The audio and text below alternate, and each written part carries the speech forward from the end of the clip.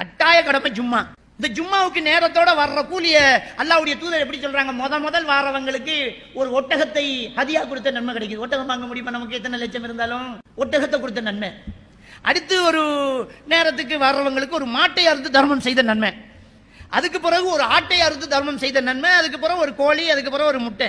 அதுக்கு பிறகு இமாம் மிம்பர்ல ஏறுனா மலக்குமார்கள்லாம் ஃபைலை மூடிட்டு உள்ள வந்து உட்கார்ந்துருவாங்க. அதுக்கு பிறகு எந்த கூலியும் கிடையாது.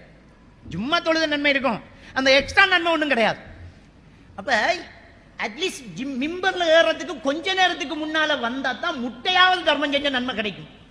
இதுல என்ன இஸ்லாம் மார்க்கம் நமக்கு ஆசை விட்டுதுன்னு சொன்னால், நம்ம எவ்வளவு பிஸியா இருந்தாலும் வாரம் இந்த வெள்ளிக்கிழமை மட்டும் ஒரு ஹாஃப் டே லீவை போட்டுட்டு அதை மட்டும் சரியா எடுத்துக்கிட்டு மார்க்க உபன்யாசத்தை கேட்கணும். ஈமான் பாழா போய்த்தரக்கூடாது, செத்துறக்கூடாது.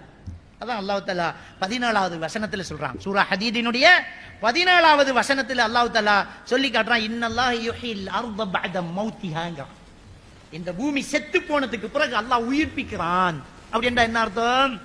இந்த உள்ளம் செத்து போனதுக்கு பிறகு உயிர் வர வேண்டும் என்றால் மார்க்க உபன்யாசங்களை கேள் என்பதை அல்லாஹ் தஆலா சொல்லிட்டு சிந்திக்கக்கூடியவர்களுக்கு அத்தாட்சிகளை இப்படித்தான் நாங்கள் தெளிவுபடுத்துவோம் அப்படிங்கிறான் அல்லாஹ். ஜும்மாவுக்கு நேரத்தோடய வந்து ஒரு உபன்யாசத்தை கேட்கறது, ஜும்மா பண்றவங்களும் மக்களுக்கு தேவையான காலத்துக்கு பொருத்தமான விஷயங்களை பேசுறது, இதுதான் இஸ்லாமிய மார்க்கம். இதுதான் இஸ்லாம். நாட்டில் நடக்கிறத மக்களுக்கு பேசணும், நாட்டில் என்ன பிரச்சனை இருக்கு அதை தெளிவுபடுத்தணும். இப்ப மக்களுக்கு என்ன தலையில பிரச்சனை, அந்த பிரச்சனையை தெரிவு செய்யணும். அது ஹுத்பா செய்யக்கூடியவர்களுடைய கடமை. இது ஒரு புத்தகத்தை வச்சுக்கிட்டு வருஷம் 360 நாளையிலையும் ஒவ்வொரு வாரத்தையும் எடுத்து அதை தான் போட்டுக்கிட்டே இருக்கிறாங்க. 52 வாரத்துக்கும் அதுதான். அந்த 52 வாரமும் 52 ஜும்மா, அவ்வளவுதான். அப்படி இல்லை. நாட்டில் மக்களுக்கு என்ன பிரச்சனை இருக்கு அதை பேசணும் இமாமும். அப்பதான் கேட்டுட்டு இருக்கிறவங்க தூங்காம இருப்பான். கேட்டுக்கு இருக்கிறவங்க நேரத்தோட வரணும், கேட்கணும். அப்ப உள்ளம் உயிர் வரும். மார்க்கத்தோடு தொடர்பு இருக்கணும். பிள்ளைகளோட ஈமானோடு தொடர்பாக நம்ம இருக்கணும். வீட்டில் ஒரு ஹதீஸை போட்டுருவோம், ஒரு பயானை போட்டுருவோம்.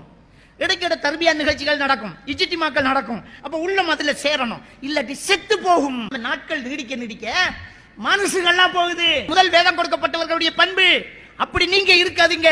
ஈமானோடு தொடர்போடு இருங்க, மார்க்கத்தோடு தொடர்பு இருக்கணும். அப்ப அடிக்கடி உபன்யாசங்களை கேட்கணும். இது கட்டாயமான ஒரு விஷயம்.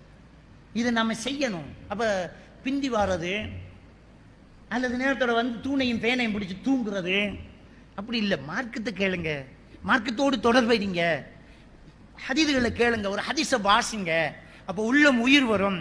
அப்ப என்னன்னா அந்த மனசு எப்படி சொன்னால், அந்த மார்க்கத்தை பற்றி, ரசூலை பற்றி, மறுமையை பற்றி நம்ம ஒன்றும் கேட்காம காலை நீடிக்க மனசு கல்லாய் போயிட்டே இருக்கும். ஒரு மையத்தை விட்டு போனா நம்முடைய மனசு எப்படி மாறுது சிந்திச்சு பாருங்க.